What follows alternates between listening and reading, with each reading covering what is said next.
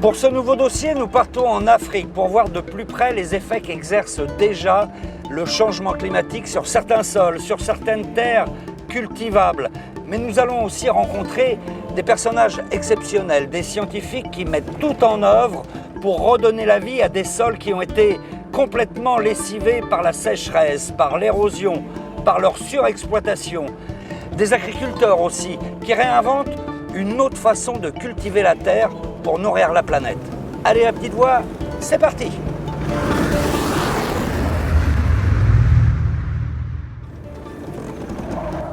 Enfin, c'est parti, c'est pas gagné. Hein. Allez, garde le moral, Fred. T'es sur la bonne piste pour nous faire découvrir ces hommes et ces femmes qui, dans toute l'Afrique, ne manquent ni d'imagination ni d'énergie pour lutter contre les caprices du climat qui appauvrissent leurs terres et leurs récoltes. Des oasis du Maroc aux rizières de Madagascar, du désert du Tchad aux fermes agroécologiques du Togo ou du Bénin, nous allons vous raconter ce que vivent les paysans d'Afrique aujourd'hui et comment ils réagissent face à ce nouveau défi du temps. Parfois avec des techniques simples et ancestrales qu'ils construisent pierre par pierre pour stopper l'érosion des sols. Parfois avec des projets plus, disons, pharaoniques, comme cette grande muraille verte qui traversera toute l'Afrique d'est en ouest sur 7000 km de long pour arrêter l'avancée du désert. C'est d'ailleurs là que Fred doit nous conduire.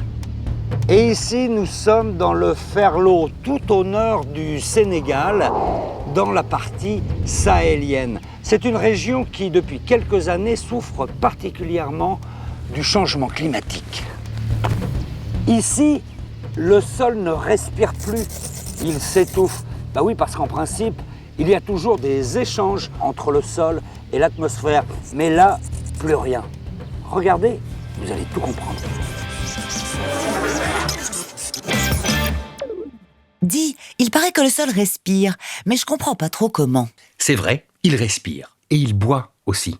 Je t'explique. Le sol est la partie superficielle de la croûte terrestre, celle que l'on touche avec nos pieds. Il est solide, bien sûr, mais il contient aussi de l'eau, qui provient en grande partie de la pluie et est très importante pour obtenir un sol en bonne santé, puisqu'elle est indispensable à la vie sur Terre. Et puis, il y a aussi du gaz. Ces gaz, on les trouve dans l'eau, sous la forme de petites bulles, et dans les petits trous de la matière solide, sous forme de gaz libre. Ils se faufilent ensuite via les cavités du sol et rejoignent l'atmosphère. Le sol respire. Laisse-moi deviner, parmi ces gaz, il y a le dioxyde de carbone, hein? Oui, le fameux CO2. Les plantes et les arbres le captent dans l'atmosphère et le stockent sous forme de carbone pour construire leurs troncs, leurs feuilles, leurs racines. Regarde, lorsqu'une branche se détache ou qu'une plante meurt, le carbone rejoint le sol. Et là, il est temps pour les organismes du sol, comme les bactéries, d'entrer en scène. Ils vont dégrader cette matière organique. Lors de ce processus, ils relâchent du CO2 dans l'atmosphère. Ainsi, le CO2 entre et ressort. C'est le cycle du carbone. Mais ce n'est pas tout. D'autres gaz sont relâchés par le sol. Le protoxyde d'azote, par exemple, N2O. Il provient d'un composé minéral appelé nitrate. Il est naturellement utilisé par les plantes pour pousser et on l'utilise aussi beaucoup comme engrais. Si le nitrate est trop abondant et que le sol manque d'oxygène, les bactéries le transforment en diazote, dit N2, et en protoxyde d'azote. On appelle cela la dénitrification. Et encore une fois, le sol respire. Et puis quand le sol est sous l'eau, comme dans les rizières, les bactéries qui dégradent la matière organique ne peuvent plus produire de CO2 car elles n'ont pas d'oxygène. On dit qu'elles sont en anaérobiose. Dans ces conditions, les bactéries ne produisent pas de CO2, mais du méthane. Ah bah elle ne manque pas d'air, ton histoire. Le hic, c'est que tous ces gaz sont des gaz à effet de serre. Et quand ils sont relâchés en trop grande quantité dans l'atmosphère, ils accélèrent le réchauffement climatique. La bonne nouvelle, c'est qu'en labourant moins, par exemple, ou en utilisant des couverts végétaux entre deux cultures pour limiter l'érosion et apporter de la matière organique, on peut réduire la quantité de ces gaz relâchés dans l'atmosphère et aussi augmenter la quantité de carbone dans les sols. En plus d'éviter le réchauffement, en stockant davantage de carbone, on améliore la santé du sol, qui produit mieux, et donc nourrit mieux les habitants de la planète. Le sol et l'agriculture sont donc un enjeu majeur pour le climat de notre planète et pour notre alimentation. Le Sahel n'a jamais été réputé pour son humidité. Il y tombe en moyenne entre 300 et 400 mm d'eau par an. Mais ici, dans le Ferlo, depuis quelques années, il ne tombe que 200 mm d'eau par an, 20 petits centimètres. Alors forcément, petit à petit, la végétation disparaît, les sols s'appauvrissent et l'herbe n'apparaît plus que pendant la courte saison des pluies. Le reste du temps, les familles de bergers et leurs troupeaux doivent abandonner leurs terres pour aller chercher de la nourriture ailleurs, beaucoup plus au sud. En fait, il faut être un baobab pour survivre ici. Destination zone aride. Chaud de vent, direction l'Afrique, avec ses grands déserts. Attention la petite voix, l'Afrique est un grand continent qui possède de nombreux climats différents. Mais en effet, aujourd'hui, nous nous intéressons aux zones dites arides, où, je dois l'admettre, il fait très chaud et sec. Elles représentent environ 2/3 des sols africains et sont séparées en 4 zones. Hyperarides, arides, semi-arides et subhumides sèches. Pour les classer, on utilise l'indice d'aridité, la quantité d'eau qui tombe avec la pluie par rapport à la quantité d'eau qui s'évapore du sol et des plantes. Sauf que dans toutes ces régions, les précipitations ne couvrent pas les besoins en eau du milieu. En zone hyperaride, par exemple, l'indice d'aridité est presque nul. S'il ne pleut pas beaucoup, c'est que ces zones sont situées juste au nord ou au sud de la région équatoriale. Cette région est marquée par des pluies fréquentes. Ainsi, lorsque l'air arrive au niveau des zones arides, il est vidé de son eau. En plus, l'air a un mouvement descendant, ce qui le rend plus chaud et plus sec et empêche la formation de nouveaux nuages. On appelle ça un anticyclone. Ah oui, grâce à eux, on a de belles journées ensoleillées en été. Sauf que pour les zones arides, c'est quasiment toute l'année, mis à part la saison des pluies. Et quand ça arrive, leurs sols, souvent sablonneux ou caillouteux, absorbent et retiennent très mal l'eau. Pire, dans certains cas, ils possèdent même une croûte qui les rend imperméables. L'eau n'entre plus. Dure la vie pour les sols arides. Oui, et sans compter que la plupart sont menacés de désertification. Attends, une zone aride qui devient désert, c'est normal, non? Désertification ne veut pas dire transformation de terre en désert, mais dégradation des sols des zones arides, à cause notamment du réchauffement climatique ou de l'activité humaine. Par exemple, en cas de sécheresse, les plantes poussent moins, il y a donc moins de matière organique qui rejoint le sol, et il sera moins fertile. Ce n'est pas fini. L'absence de plantes laisse le sol sans protection.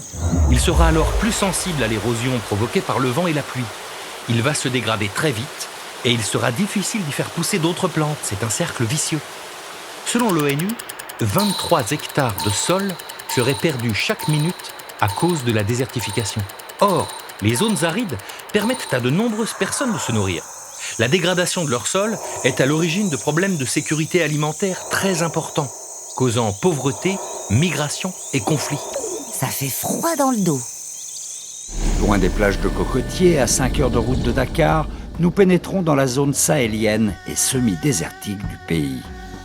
Tous les 30 ou 40 kilomètres, on y trouve des forages qui vont puiser l'eau à plus de 150 mètres de profondeur. Et après la courte saison des pluies, ce sont les seuls points d'eau qui permettent aux familles de se ravitailler et au bétail de s'abreuver. À Ouidou Tiengoli, c'est le jour du marché. Nous avons rendez-vous avec notre guide, Aliou Guissé. Il est professeur d'écologie végétale à l'université de Dakar. Il y a des problèmes liés au changement climatique, certes, mais il y a aussi des causes qui sont surtout liées au surpâturage. C'est-à-dire ici, c'est une zone sylvopastorale. Aussitôt après la saison pluvieuse, ce bétail va passer, va pratiquement brouter toute l'herbe.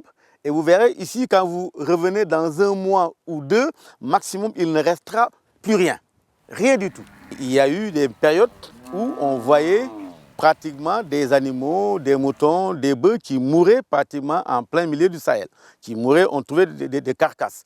Ma foi, c'est parce que donc, justement, il n'y avait plus assez d'aliments. Et c'est ça qui a été à l'origine justement des phénomènes de transhumance vers le sud, n'est-ce pas, du pays où justement ce pâturage-là subsistait encore.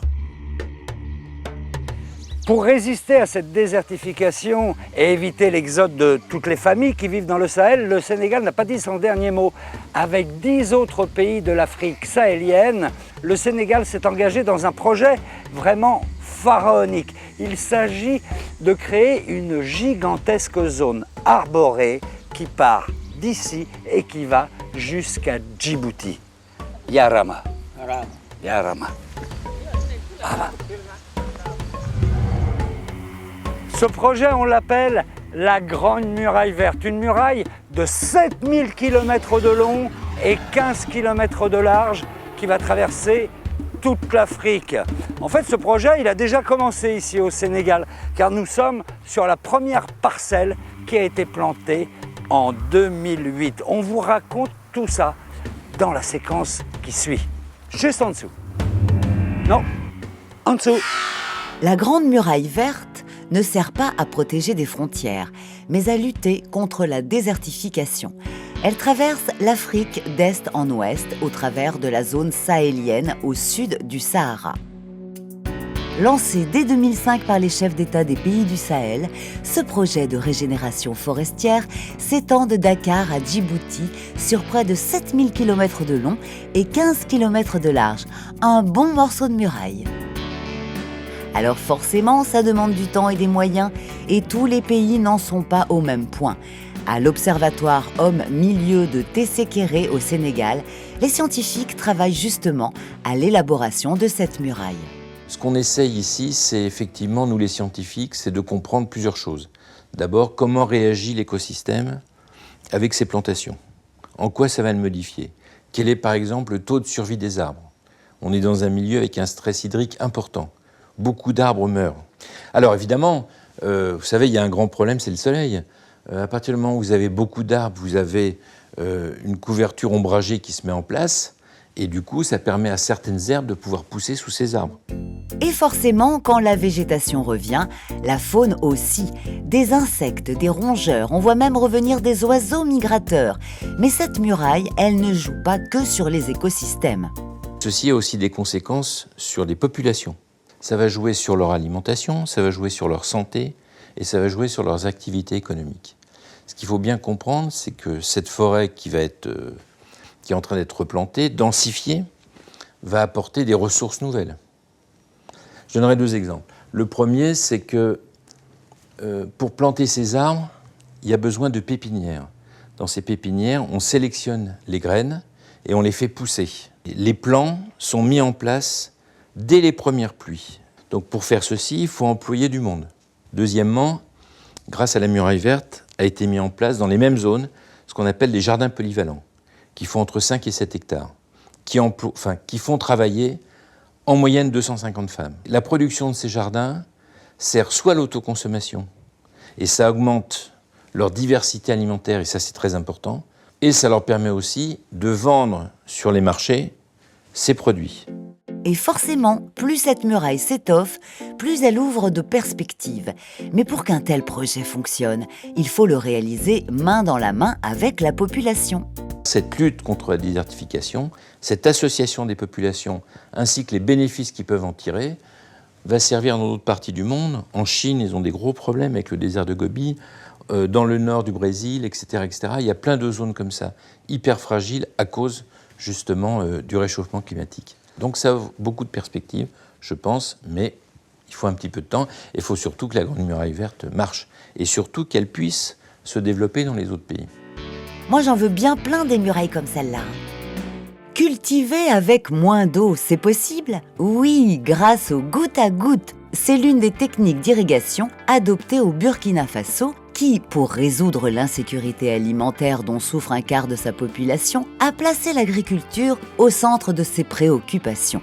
Dans ce pays d'Afrique de l'Ouest, qui n'est pas épargné par le changement climatique et où souvent l'eau est une denrée rare, le goutte à goutte permet d'utiliser moitié moins d'eau en l'emmenant juste là où elle est nécessaire grâce à ces tuyaux qui serpentent entre les cultures. Ils sont percés de minuscules trous par où l'eau s'écoule gouttelette après gouttelette. Résultat, moins d'eau et moins de temps passé à arroser les cultures. Ces 20 dernières années, le Burkina Faso est parvenu à multiplier par 2 sa production agricole. Le projet, à terme, est de construire une agriculture solide qui réponde aux besoins alimentaires de sa population, augmente les revenus des ménages agricoles et puisse même faire du Burkina un pays autosuffisant et exportateur agricole. Au Togo, les agriculteurs se forment à l'agroécologie dans des champs-écoles, accompagnés par des chercheurs et des organisations non gouvernementales comme RAFIA, une ONG togolaise, et l'ONG AVSF, Agronomes et Vétérinaires sans frontières. L'objectif, réduire la vulnérabilité des familles rurales en assurant des bonnes pratiques agricoles et des revenus diversifiés. Il y a plusieurs champs-écoles qui sont organisés par différentes communautés villageoises.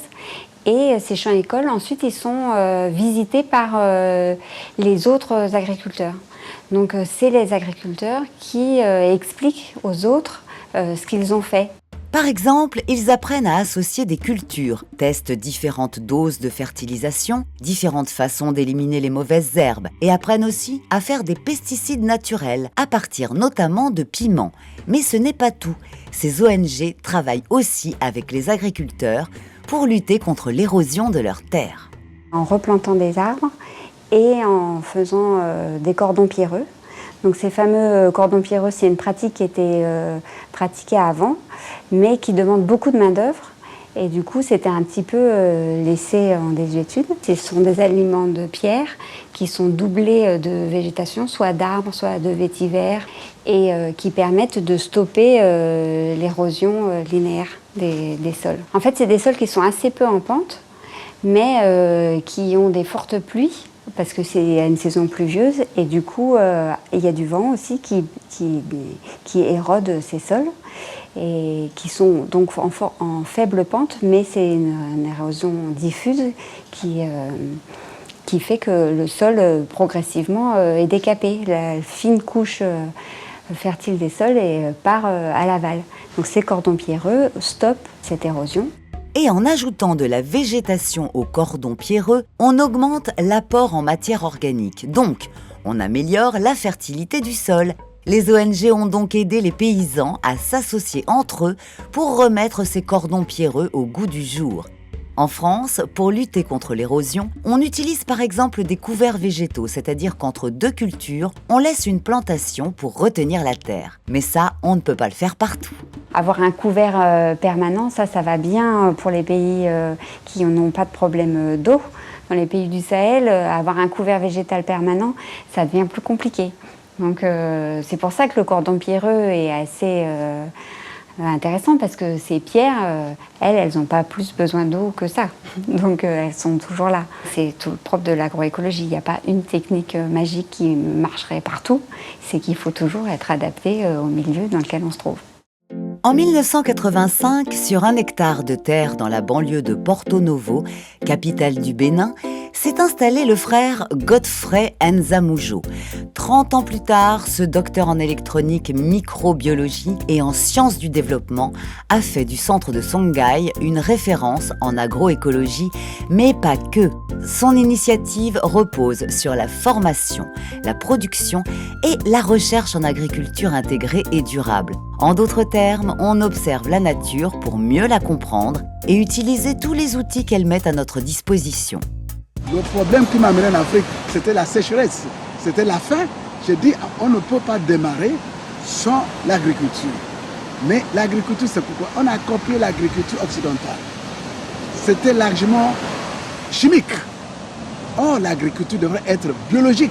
Mais on a tué les forces africaines, la force biologique dans le sol, avec les produits chimiques.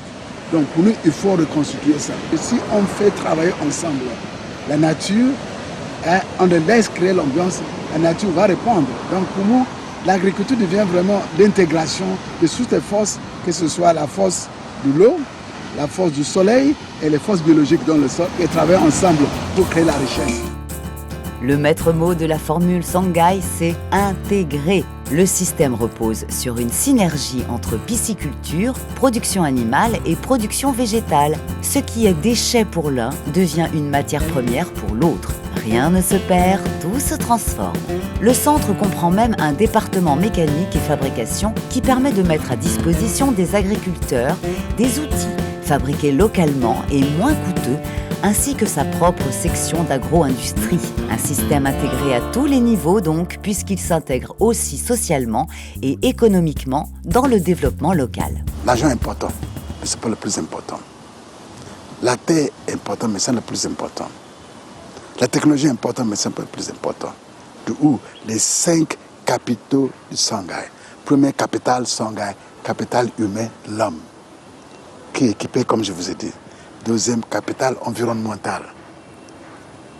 Avec ça, la technologie alignée avec ça. Troisième, capital social. Groupe de comportement. Capital donc technique. Dernière, c'est capital financier. Si les premiers 4 capitaux ne sont pas en place et vous mettez l'argent, c'est échec total. Aujourd'hui, le centre Songhai est reconnu comme centre d'excellence par les Nations Unies et la communauté économique des États de l'Afrique de l'Ouest. Un bel exemple, non ? Au Tchad, comme dans une bonne partie de la zone sahélienne touchée par des conflits, et comme dans d'autres pays d'Afrique, le nord du Kenya ou le Congo par exemple, si on cherche bien à la racine, il y a un problème de terre. Quel lien peut-on faire entre terre et conflit ? Dans ces régions, dans les régions semi-désertiques, il y a 2 problèmes. Il y a évidemment l'accès à la terre, et je ne parle pas de l'accès à la terre en tant que propriété, mais la terre en tant qu'usage. Il y a aussi l'accès à l'eau, qui conditionne la vie, parce que s'il n'y a pas d'eau, il n'y a pas de vie. Il y a ensuite le deuxième niveau, c'est les relations entre éleveurs et agriculteurs.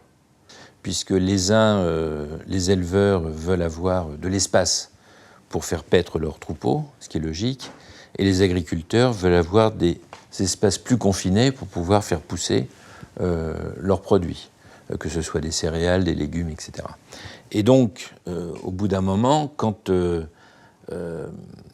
l'herbe, par exemple, devient rare, que le bétail commence à être très mal, qu'il n'y a plus rien à manger, bon, on n'est pas très loin du conflit, puisque, évidemment, dans les zones agricoles, il y a de la nourriture. Mais si en plus, on donne des armes à des agriculteurs et à des éleveurs qui, parfois, en plus, n'ont pas la même religion, ça ne simplifie pas les choses. Et ces conflits s'accompagnent souvent par des mouvements de population qui sont soit dus directement à des conflits armés, soit dus à la dégradation des sols liée au réchauffement climatique, ce qui les pousse à se déplacer. À partir du moment où, dans un endroit donné, vous avez une population avec une organisation sociale, des densités de population, et que vous avez un apport massif d'une nouvelle population, c'est sûr qu'on est dans le conflit. C'est très très tendu. Mais ça, c'est plutôt le conflit lié à des guerres. Quand c'est le conflit, quand c'est la migration liée à une situation économique ou à une situation environnementale, sécheresse, manque d'eau, etc., à ce moment-là, les migrations se font toujours dans le même sens, c'est vers les villes. Donc c'est les villes qui vont grandir, avec tous les problèmes que ça va poser, en particulier de sécurité alimentaire. Parce qu'oubliez pas que dans les villes, il y a aussi une certaine fragilité des populations. Et il y a eu des émeutes de la faim dans un certain nombre de villes, parce qu'effectivement, les gens avec leurs faibles revenus n'arrivaient pas à pouvoir se nourrir. En conclusion, les problèmes de sol créent souvent un effet boule de neige bien néfaste. Raison de plus pour préserver ces terres et préserver les populations qui en dépendent. Au Kenya, on a trouvé une alternative à l'usage des insecticides, les filets. Pour protéger leur culture des ravageurs qui les menacent, les petits producteurs ont souvent recours à des insecticides chimiques. Mais ces produits affectent non seulement la santé et l'environnement, mais aussi la qualité sanitaire des récoltes, sans compter leur prix, souvent conséquent pour de petits agriculteurs. L'usage de filets pour protéger les cultures des insectes est donc étudié de près par les spécialistes agronomes de l'université d'Egerton. Voyez plutôt des choux cultivés sous un filet et des choux cultivés sans filet. Non seulement les filets sont une protection efficace, mais en plus, ils créent un microclimat qui permet une meilleure germination et une croissance plus rapide. Une réelle alternative aux insecticides. À Madagascar, pour lutter contre l'insécurité alimentaire, on fait du compost. Le compost, ça enrichit les sols en matière organique. Cette matière organique qui sera ensuite décomposée par les micro-organismes du sol et qui vont libérer donc des nutriments qui seront favorables à la croissance des plantes. Enfin, c'est même plus que favorables, c'est qu'ils vont être nécessaires à la croissance des plantes. Donc le compost, on ne le mange pas, mais il participe à la fertilité des sols. Et ça, c'est particulièrement intéressant pour les petits producteurs parce que ça permet d'enrichir les sols sans avoir recours aux engrais. Dans ces pays-là, souvent, le recours à l'engrais, il faut avoir de l'argent. C'est souvent des gens qui ont assez peu de trésorerie. Et donc, avancer l'argent pour acheter des engrais avant la récolte, ça peut être un problème. Donc, c'est pour ça que l'agroécologie repose beaucoup sur le recours à une bonne gestion de ces matières organiques. Une bonne gestion de ces matières organiques, ça passe par laisser les résidus de culture dans les parcelles pour que leur dégradation enrichisse le sol et apporte du fumier et du compost qui sont des engrais naturels. Il y a toujours eu des gens qui faisaient du compost, utilisaient les fumiers, tout ça, ça a toujours existé. L'agroécologie, finalement, on n'invente pas grand-chose. On intensifie en fait des pratiques qui étaient déjà existantes et on encourage à utiliser ces pratiques-là. Mais c'est vrai que le compost, on ne les aide pas forcément à faire du compost. On va plutôt voir avec eux quelles sont les matières qui sont compostables, où les trouver et finalement les encourager à utiliser ce compost. Et puis sur le terrain, l'expertise de spécialistes comme ceux de l'IRD et d'AgriSud, une ONG de développement rural, sert aussi à optimiser l'usage du compost pour fertiliser au mieux un maximum de parcelles et ça marche. Et donc nous, on va plutôt être là pour dire, au lieu de mettre tout ici, on peut peut-être en mettre que la moitié et puis essayer de fertiliser d'autres champs avec l'autre moitié. Est-ce que c'est possible? Est-ce qu'on ne perd pas beaucoup en enlevant à l'un et pour finalement avoir peu en mettant à l'autre? C'est tout ça qu'on essaye de voir avec eux pour essayer de gérer au mieux la ressource en compost ou en fumier ou en matière organique. Nampiasa compost zay, dia nampiasainay compost afaka ny vary dia ny tatarina.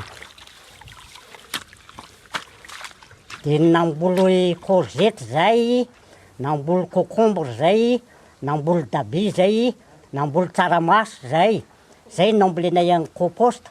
Dia tsara tarehy be ny vary avy eo eny an-tanimbary nanaovanay an'izany.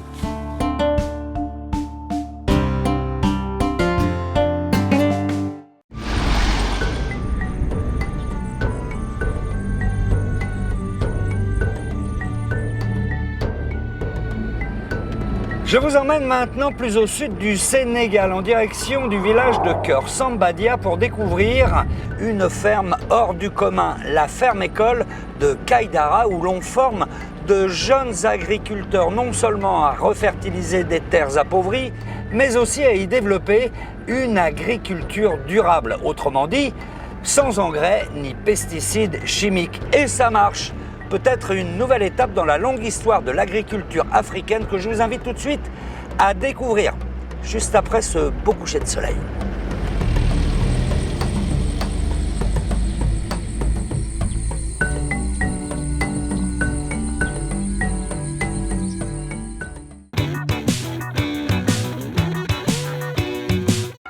Au Moyen-Âge, il existe de grands empires en Afrique qui cohabitent et se succèdent. Parmi les plus prestigieux, on peut citer l'Empire du Ghana, fondé au IVe siècle en Mauritanie, au Sénégal et au Mali actuel, ou l'Empire Songhai, fondé au XVe siècle, allant de l'Atlantique à l'actuel Niger, ou encore l'Empire du Mali, fondé au XIIIe siècle par l'empereur Saon Diatta Keïta, qui couvrait à l'époque le Grand Mali actuel. Comme les habitants de ces empires n'utilisent pas l'écriture, il existe très peu de témoignages directs de leur existence. Néanmoins, on sait qu'à l'époque, ils cultivent déjà des céréales comme le mil, le sorgho ou le riz, et ce depuis plusieurs milliers d'années. Ils cultivent aussi des fruits et des légumes et possèdent des volailles, des bovins et des chèvres. Ils travaillent le sol à la houe, un outil qui sert à labourer. Les plantations les plus précieuses sont arrosées à l'aide de seaux en cuir et les paysans pratiquent déjà la jachère, technique qui consiste à laisser les sols se reconstituer après quelques années d'exploitation. Chaque grande famille produit ce dont elle a besoin pour se nourrir. Les animaux, bovins et ovins, sont souvent confiés à des bergers peuls, nomades spécialisés dans l'élevage.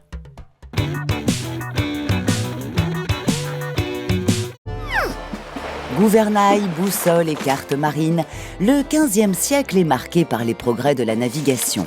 Grâce à eux, Christophe Colomb arrive jusqu'en Amérique et les Européens, notamment les navigateurs portugais, se dirigent vers l'Afrique et découvrent ses côtes. Ils y mettent en place des établissements appelés comptoirs, destinés à faciliter les échanges entre ces trois continents. Plus tard, ce seront des points névralgiques du commerce d'esclaves. Les routes maritimes sont désormais ouvertes. Ainsi, le maïs, le manioc, la patate douce et l'ananas, entre autres, sont importés d'Amérique vers l'Afrique, où leur culture sera par la suite très répandue. Quant aux mangues et aux oranges, elles arrivent d'Asie. Alors ok, cette ouverture a permis l'introduction de nouvelles espèces, mais il faut dire que le bilan reste plutôt négatif pour les Africains. Les grands empires déjà sur le déclin laissent la place à des royaumes négriers qui effectuent des razzias armés dans les villages pour s'y fournir en esclaves. Cette instabilité, cette insécurité et la déportation de millions de jeunes ont sans aucun doute freiné le développement agricole de l'Afrique. En effet, afin de se protéger de ces invasions, les villageois étaient souvent obligés de cultiver à proximité immédiate de leur habitation afin de pouvoir s'y réfugier en cas d'attaque. Pas facile dans ces conditions d'améliorer ses cultures et développer son élevage.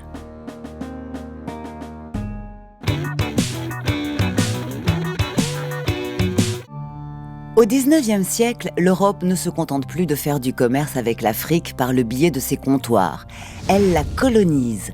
Lors de la conférence de Berlin de 1884 à 1885, différents pays européens se partagent des zones africaines afin d'en prendre le contrôle. Chaque pays installe ses propres exploitations agricoles. Elles sont fondées sur 3 possibilités. La première, exploiter les ressources naturelles, c'est-à-dire cueillir et récolter ce qu'ils trouvent directement sur place, au risque d'en épuiser les réserves. La deuxième, récolter ce qu'ils ont planté. Ces plantations donnent lieu à des exploitations parfois de grande ampleur, destinées exclusivement à l'exportation, dans lesquelles des paysans locaux sont soumis au travail forcé ou employés à très bas coût. Ces plantations s'installent en fonction des écologies les plus favorables, entraînant des spécialisations. Caféiers, bananiers en Guinée, cotonniers au Mali, cacaoyers en Côte d'Ivoire et au Cameroun, bois au Gabon, etc. Enfin, la troisième possibilité, plébiscitée par de nombreux experts mais malheureusement assez peu appliquée, est l'amélioration des cultures traditionnelles comme le coton, l'arachide ou encore les milles. Pour y parvenir, la recherche agricole dédiée spécifiquement aux colonies apparaît. Dans les années 1920, l'agriculture africaine retrouve ainsi une réelle croissance. Cependant, elle se fait plutôt au profit des circuits d'exportation qu'à celui des populations locales.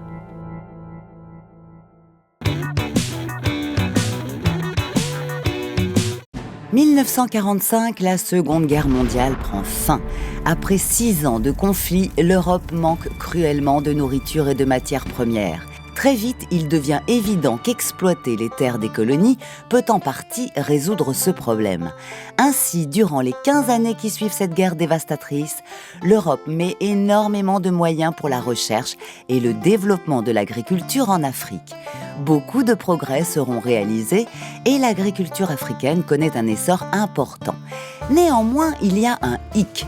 Charrues, surpâturage, culture industrielle, déboisement, feux de brousse ont dégradé les sols. Et ça, les agronomes commencent à s'en rendre compte. L'idée d'une Afrique aux ressources inépuisables est bel et bien envolée. Dans le même temps, un vent d'indépendance de la part des pays colonisés se lève et au fil des années, tous l'obtiendront. l'Afrique n'est plus colonisée, mais ses ressources naturelles ont été appauvries et les cultures présentes sur son sol, qui avaient pour but l'exportation vers l'Europe, sont peu diversifiées et ne permettent pas de nourrir les populations locales. Difficile de manger du coton, du caoutchouc ou de la gomme, n'est-ce pas ? Ainsi, si l'Afrique est désormais indépendante, nombre de ces pays restent très dépendants des marchés extérieurs et peinent à pourvoir aux besoins de leur population.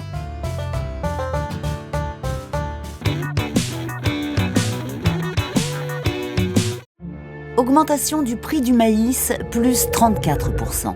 Augmentation du prix du soja, plus 87%. Augmentation du prix du blé, plus 130%. Nous sommes en 2008 et depuis un an, une crise alimentaire fait rage. La faute à l'augmentation de la consommation de viande, au réchauffement climatique, mais surtout à la production de biocarburants. Comme il faut des céréales pour les fabriquer, il y en a moins sur le marché. Résultat, les prix augmentent. Du coup, il devient de plus en plus intéressant d'investir dans l'achat de terres. Et sur la planète, où trouve-t-on le plus de terres cultivables non ou peu exploitées ? En Afrique et en Amérique du Sud, bien sûr. Ainsi, beaucoup d'investisseurs étrangers achètent et louent les terrains de ces deux continents. Le problème est que souvent les populations locales sont laissées de côté. Elles se retrouvent obligées de quitter leurs terres pour laisser place aux plantations qui, en plus, utilisent leurs ressources naturelles comme l'eau. C'est ce que l'on appelle l'accaparement des terres. Bon, parfois quand même, il arrive que ces implantations étrangères soient bénéfiques pour tout le monde, surtout quand les populations locales sont inscrites dans le projet, avec à la clé création d'emplois et nouvelles infrastructures. Dans ce cas, on parle plutôt d'investissement agricole.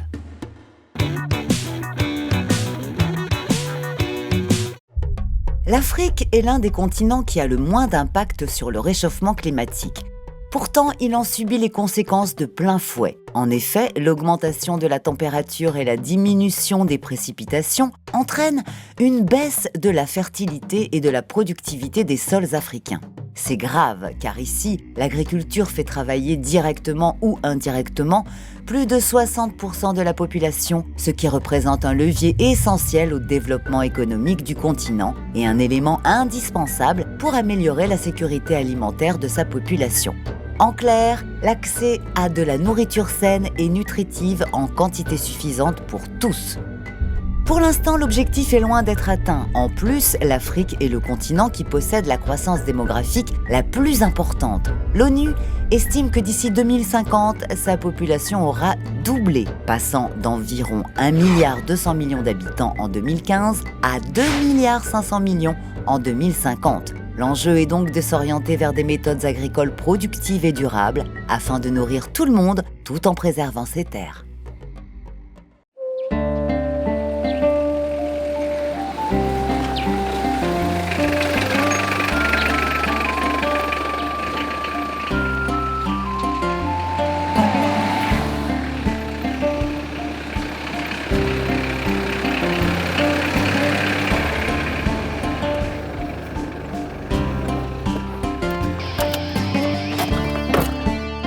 Voilà, nous sommes à la ferme école agroécologique de Kaïdara. Tout a commencé en 2003. Difficile à imaginer, mais à l'époque, il n'y avait rien ici. C'était un sol sableux, aride, souvent balayé par les vents. Un sol dépourvu de toute végétation. Et voilà ce que c'est devenu.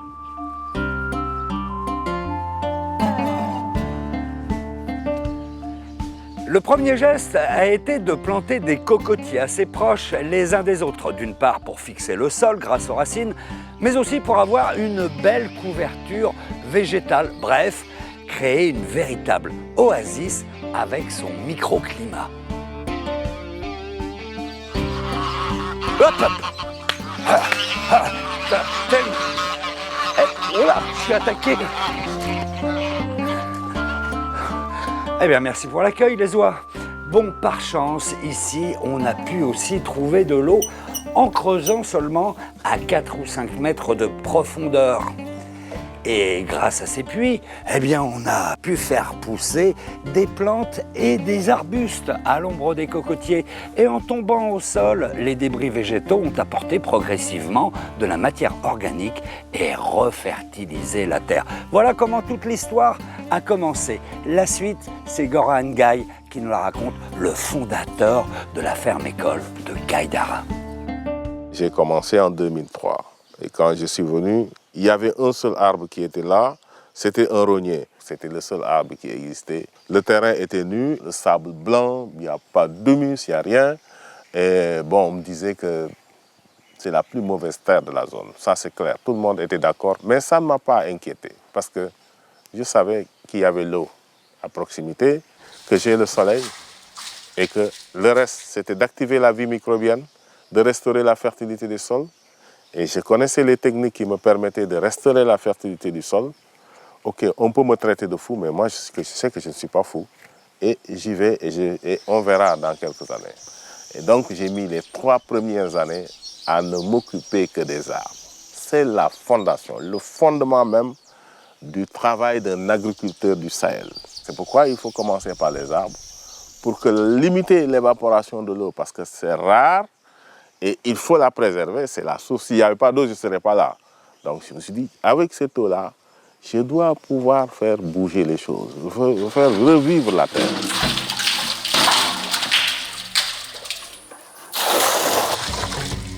Le terrain était prêt pour y cultiver des potagers, des arbres fruitiers et même des plantes ornementales. Et tout cela de la façon la plus naturelle. Sans engrais, sans pesticides, naturel. Pourquoi lutter contre les insectes? Ils font partie de la vie, ils doivent vivre. Tout ça, ça ne nous appartient pas à nous seuls. Il faut qu'ils mangent ces insectes-là. Il ne faut pas tout prendre pour nous. Bon, maintenant, il ne faut pas qu'ils fassent des dégâts. Alors là, on met des plantes qui éloignent par l'odeur. On utilise des produits naturels, le nîmes ou bien les feuilles de papaye qu'on pulvérise, qui sont des plantes répulsives. Il y a aussi que la plante doit être bien nourrie. Quand la plante est bien nourrie, résiste beaucoup plus à une plante qui est malade, voilà. C'est cette agriculture 100% biologique que Gora et son équipe enseignent aujourd'hui à de jeunes agriculteurs de la région. Leur apprendre aussi à restaurer les sols, à les fertiliser et à produire également leurs propres semences pour être indépendants. Mais c'était ça mon défi. Maintenant, il fallait le faire en grandeur nature, au milieu des villages, pour montrer, parce que les discours, on en a assez. Les paysans, ils ont envie de voir une transformation. Quelle alternative tu proposes par rapport à cette catastrophe écologique, hein, à cette pauvreté au niveau du monde paysan? Le défi, c'était de montrer que c'était possible.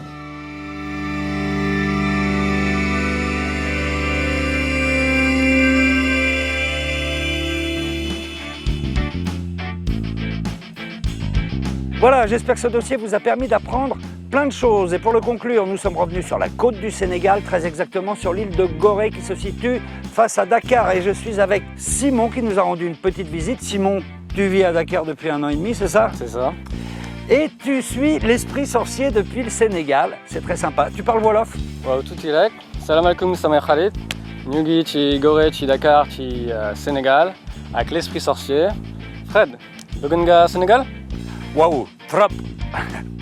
Bon, et si ce dossier vous a plu, évidemment, vous pouvez liker. Si vous voulez nous aider à en faire d'autres, vous pouvez aussi tiper. Bon, on va boire un petit jus de baobab. Allez, c'est parti. C'est par là. Idem. Ciao, à bientôt.